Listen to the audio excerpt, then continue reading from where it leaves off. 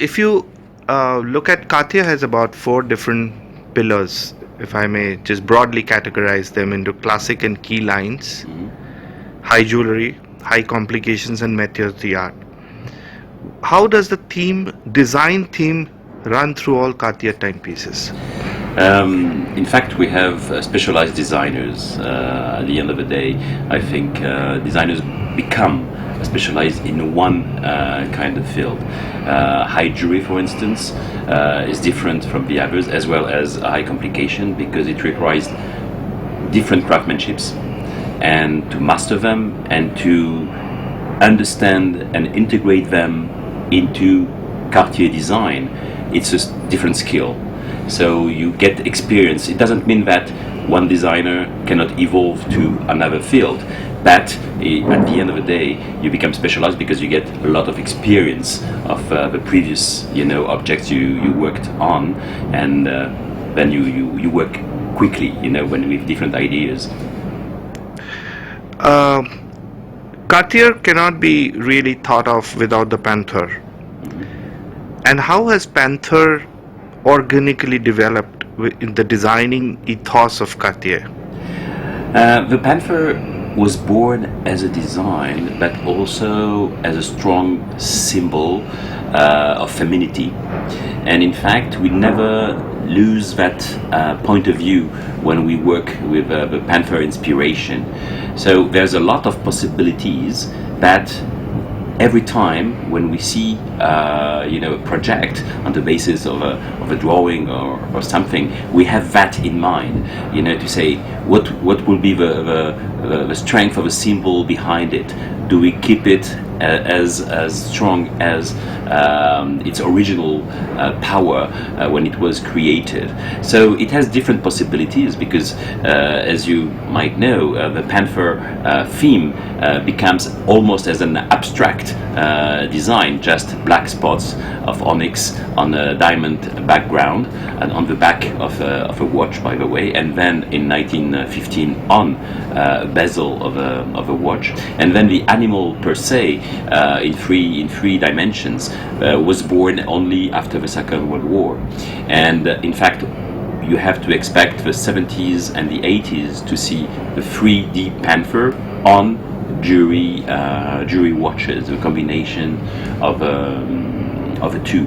So there's an evolution, even in the, let's say, in the mood of a Panther, which is present on the object. You can have some fierce animals, and you can have some more playful animals. That's right. So it depends really on the kind of a creation. This year, for instance, we present a very playful Panther, and it's totally linked with the complication that has been invented for this watch. It's a Panther playing with a ball, and the ball indicating the hours, and the small leg of a Panther indicating the minutes. And it's very playful dial and very jewelry-like, I think, because it's really a piece of jewelry. But then the animal is quite playful. Cartier started as a jeweler. So what's the influence of jewelry designing on Cartier's watches? Is there a link, or are they two different businesses altogether? I think, in fact, you're right.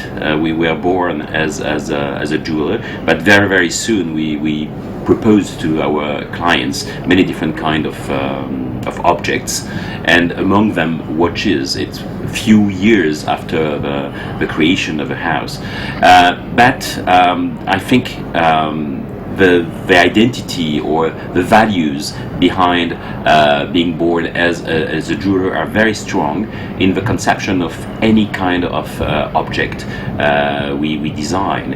And I think at least on different levels. The first level is the level of aesthetics.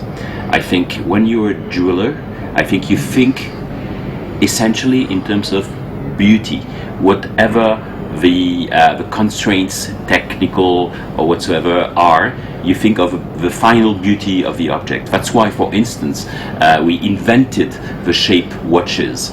The idea that Cartier is behind that idea of creating watches that are not round but square with round angles, or oval, or or like the tonneau, or like the tortue, or like the baignoire, or so many different shapes. It's because probably we had that objective of cultivating the aesthetics first. And second, I think being a jeweler is also being very demanding.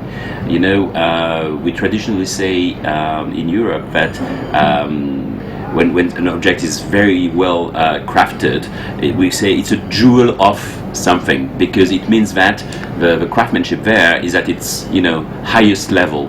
So, and it corresponds to that value of being demanding into all the details, all the types of execution in the making of the object. So that also is really the link between all the different objects we create. We are as demanding as, you know, a jeweler at the origin of the most beautiful objects in high jewelry.